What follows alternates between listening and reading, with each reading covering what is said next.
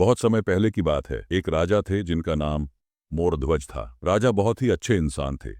वो सच्चाई और न्याय के रास्ते पर चलते थे। वो अपनी प्रजा से बहुत प्यार करते थे और उनकी प्रजा भी उन्हें बहुत मानती थी। राजा मोरध्वज का एक ही बेटा था जिसका नाम ताम्रध्वज था। राजा मोरध्वज भगवान शिव के बड़े भक्त थे। उनकी भक्ति और दानवीरता की चर्चा दूर तक थी। एक दिन भगवान शिव और माता पार्वती ने राजा की भक्ति की परीक्षा लेने का सोचा। वे दोनों साधु साध्वी का रूप धरकर राजा के दरबार में पहुंचे। साधु ने कहा, राजन, हमने आपके बारे में बहुत सुना है। लोग कहते हैं कि आप किसी को भी खाली हाथ नहीं लौटाते। क्या आप मेरी एक इच्छा पूरी कर सकते हैं? राजा ने हाथ जोड़कर कहा, मुनिवर, आप आदेश दें, मैं आपकी सेवा में हूँ। साधु बोले, मुझे यज्ञ करना है और इसके लिए आपके पुत्र की जरूरत है। मुझे उसे 2 टुकड़ों में काटकर यज्ञ में चढ़ाना होगा। ये सुनकर पूरी सभा में सन्नाटा छा गया। सभी मंत्री और सैनिक हैरान थे, लेकिन राजा मोरध्वज बिना झिझके बोले, अगर मेरे पुत्र के बलिदान से आपका यज्ञ सफल होता है तो ये मेरे लिए सौभाग्य की बात होगी। राजा ने अपने बेटे ताम्रध्वज को बुलाया और सारी बात बताई। ताम्रध्वज ने बिना किसी डर के कहा, पिताजी, अगर इससे धर्म की सेवा होती है तो मैं तैयार हूँ। राजा ने अपने ही हाथों से बेटे को